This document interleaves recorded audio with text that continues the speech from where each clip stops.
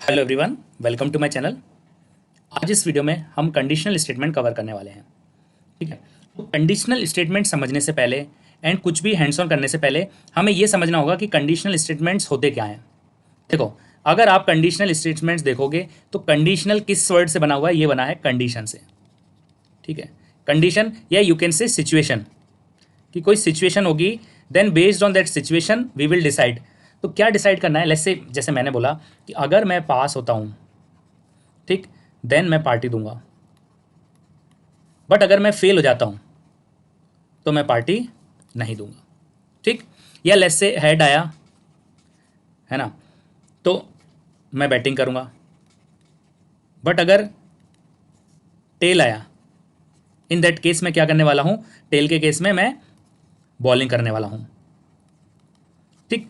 अब ये जितनी भी चीज़ें आप देख रहे हैं इस तरह के एग्जाम्पल्स, कि अगर ऐसा हुआ तो ये करेंगे, नहीं तो ये करेंगे, तो हिंदी में उसको कैसे बोलते हैं? यदि।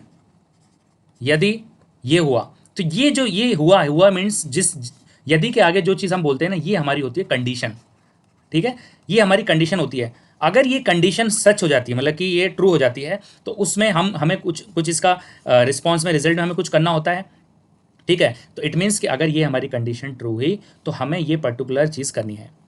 इसी तरीके से अगर हमारी ये कंडीशन ट्रू नहीं, तो हम जैसे क्या बोलेंगे? यदि ये कंडीशन, मतलब यदि यह काम हो गया तो हम ये करेंगे, अदरवाइज अन्यथा हम ये करेंगे। तो वो जो अन्यथा वाला केस है ना, अन्यथा, ये अन्यथा क्या है? अदरवाइज। ठीक। तो अदरवाइज हम ये करेंगे।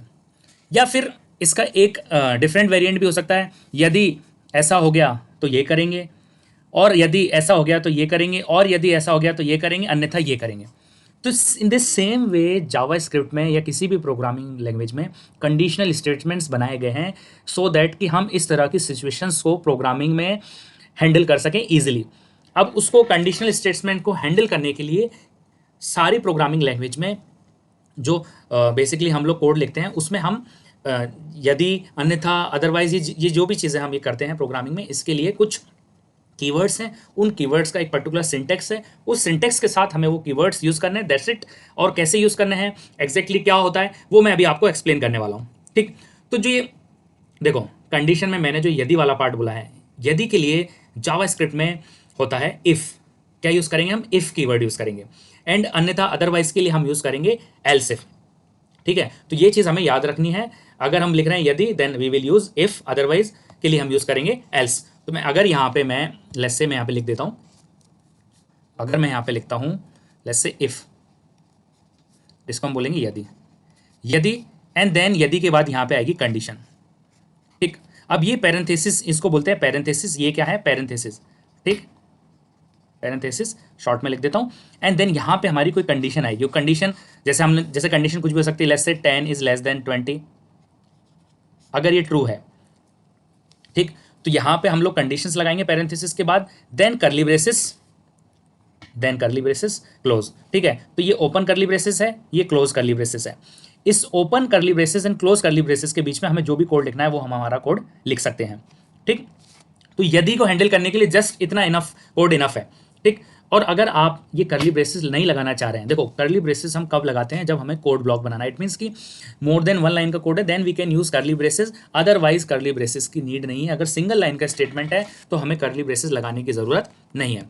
तो अभी हम कुछ नहीं करेंगे, just we will understand the if part. यदि वाला जो पार्ट है हम सिर्फ उसको समझेंगे, बाकी चीज़ें हम बेसिकली बाद में सीखने वाले हैं। ठीक है। इफ के बाद तो मैं यहाँ पे लिखता हूँ इफ। मैंने आपको बताया था पैरेंथेसिस लगाना है एंड यहाँ पे कंडीशन लिखनी है, तो मैं सेम ही कंडीशन यूज कर देता हूँ, 10 इज लेस देन 20। तो 10 less than 20 will be true. अब मैं यहाँ पे, अगर ये कंडीशन ट्रू है तो मैं कुछ प्रिंट करवाना चाहता हूँ, let's say I will print hello. ठीक। अब मैंने यहाँ पे करली ब्रेसेस यूज नहीं करें। If 10 is less than 20, then hello print होने वाला है। ठीक।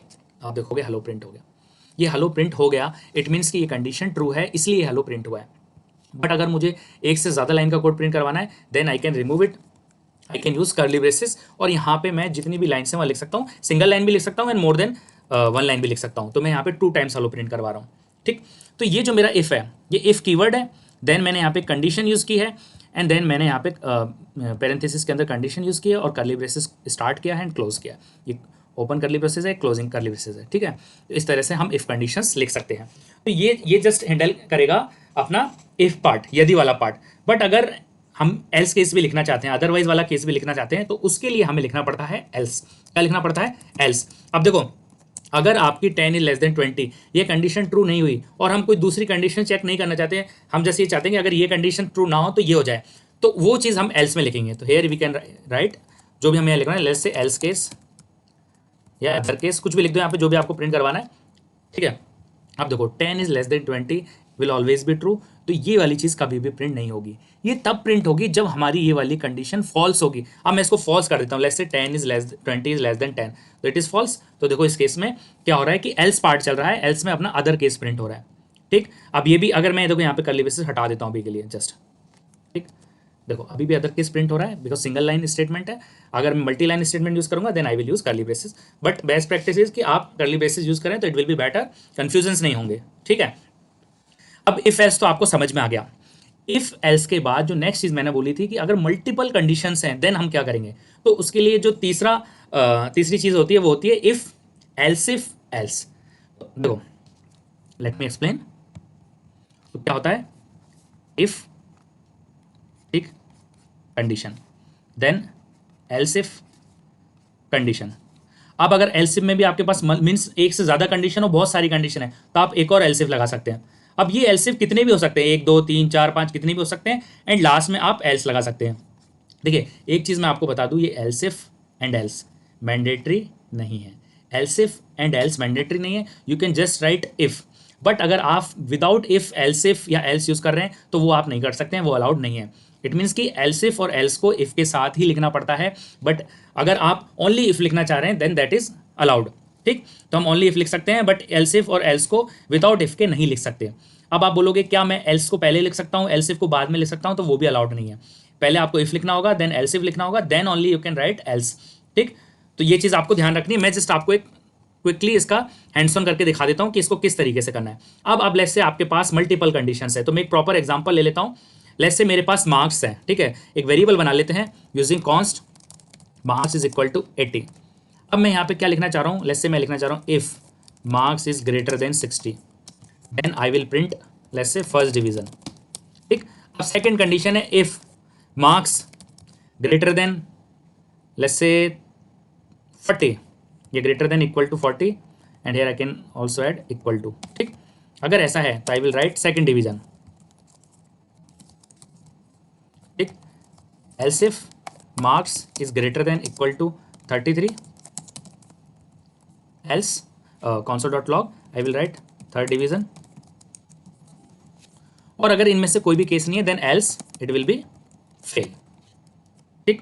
तो यहाँ पे मेरा फर्स्ट डिवीजन आ गया। अब लेट्स से मैं यहाँ पे लिखता हूँ 60, ठीक, फर्स्ट डिवीजन। मैं यहाँ पे लिखता हूँ 50 second division, 40 still second division क्योंकि इक्वल टू लगाया हुआ है, एंड देन 30 तो फेल, 35 थर्ड डिवीजन, ठीक। अब मैं क्या करता हूँ, देखो यहाँ पे मैं इफ हटा देता हूँ अभी के लिए, है ना, ये देखो इफ हटा के सेव किया, एरर, ठीक।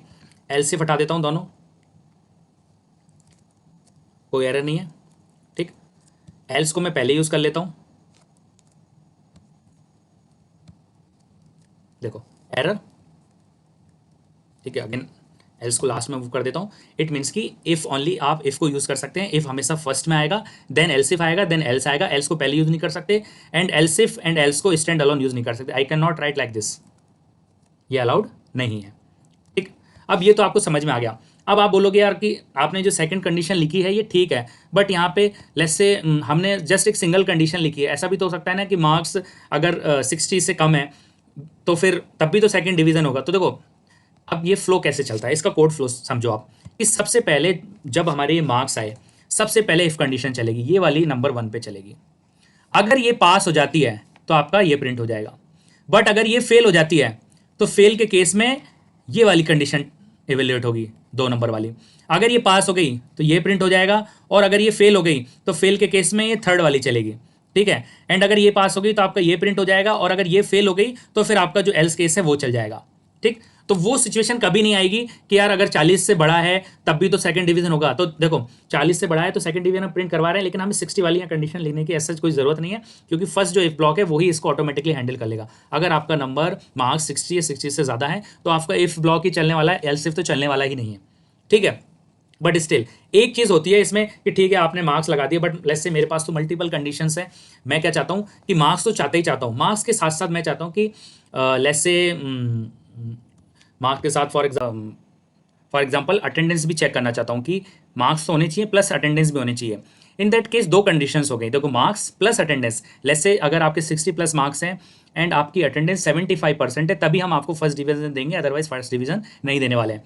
ठीक, इन दैट केस दो कंडीशंस हो गई और मुझे सेम इफ में ही यूज करनी पड़ेगी।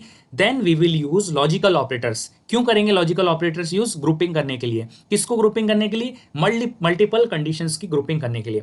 अब मुझे दोनों कंडीशंस ट्रू चाहिए, it means I will use and operator. ठीक है, तो मैं यहाँ पे एंड ऑपरेटर यूज करूंगा, लॉजिकल एंड, और मैं यहाँ पे जो सेकंड कंडीशन है वो लिख दूंगा। तो मैं यहाँ पे अटेंडेंस बनाता हूँ, जैसे अटेंडेंस इज इक्वल टू 60।